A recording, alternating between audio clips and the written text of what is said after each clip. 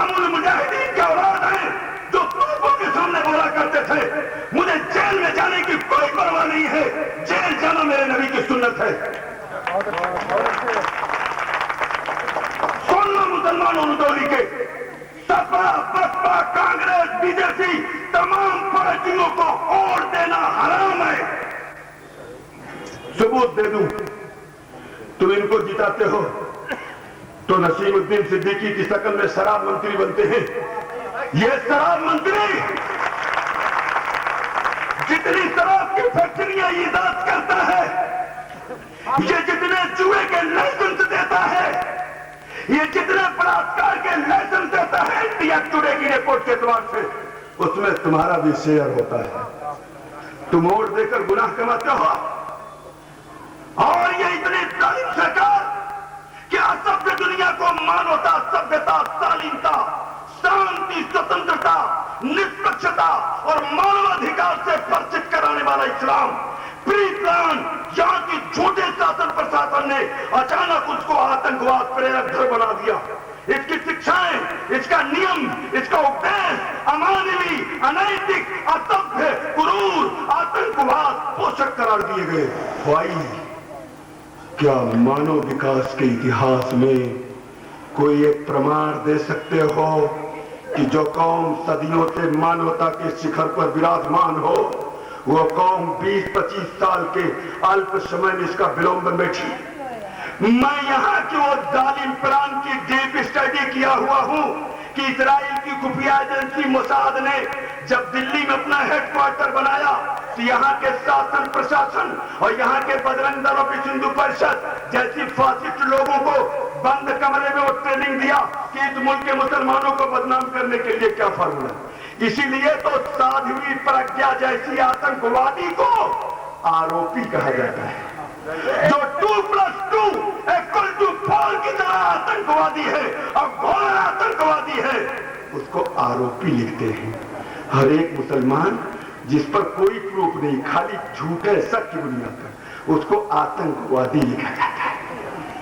मैं आपको बताऊं, अहमदाबाद में अमेरिकी शहरी केन हेउड को बॉम्बे एटीएफ फोर्स ने रंगे हाथों बम ब्लास्ट में पकड़ा, लेकिन उसको 30 मिनट के अंदर छोड़ दिया और फ्लाइट पकड़कर अमेरिका पहुंच गया। क्यों?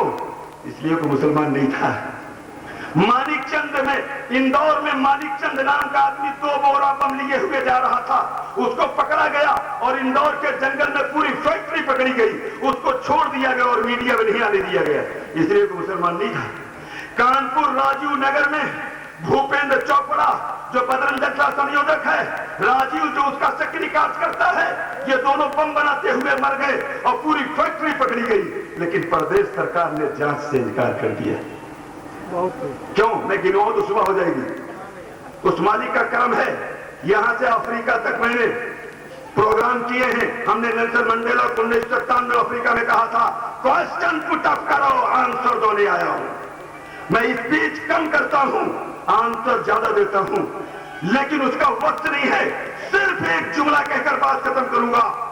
ऐ रुदौली के रोशन जमीरों, अगर तुम चाहते हो कल्याणकारी राज्य की स्थापना हो जाए, समुचित अधिकार की व्यवस्था हो जाए, सबको न्याय मिले, सबको सम्मान मिले, ये जंगल राज खत्म हो जाए, जात पात वाला राज खत्म। जात पात तो जानवर की होती है, मनुष्य की जात नहीं होती। एक एग्जाम्पल दे दूं, बकरी बोले तो बकरी समझ में आती है, भैंस बोले तो भैंस समझ में आती है, गाय बोले तो गाय, लेकिन कोई आदमी बोले बता देगा ब्राह्मण की आवाज है, क्षत्रिय की आवाज है। जाति जानवर की होती है, मनुष्य मनुष्य एक समान है। इसी को अंतिम ग्रंथ इसका ही वो कुरान कहता है, जो समस्त जगत मानव के मार्गदर्शन की अंतिम पुस्तक है। या अय्युहन्नास इन्ना खलक़नाकुम मिन ज़करिन व उन्सा, ऐ मनुष्यों तुम सब एक ही स्त्री पुरुष की संतान हो। समस्त जगत मानव को एक सूत्र में, एक धागे में पिरोता है। तो मैं ये कह रहा था, अगर तुम ये चाहते हो ये जात पात रंग नस्ल भेदभाव, अन्यायपूर्ण पक्षपातपूर्ण ये जो जंगल राज है ये खत्म हो, तो इसके लिए सिर्फ और सिर्फ एक रास्ता है कि तुम नव भारत निर्माण पार्टी के बैनर तले इकट्ठे।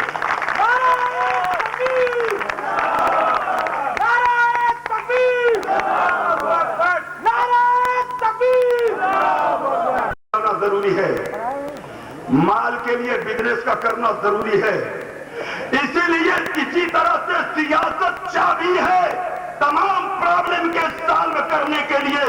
इसलिए वर्ल्ड का सबसे बड़ा सियासतदान ने कहा था, जिसका नाम फारूक आजम है, कि जिसके हाथ में सियासत की बागडोर होती है उसी के पास ताकत, उसी के पास दौलत और उसी की बात दुनिया में मानी जाती है।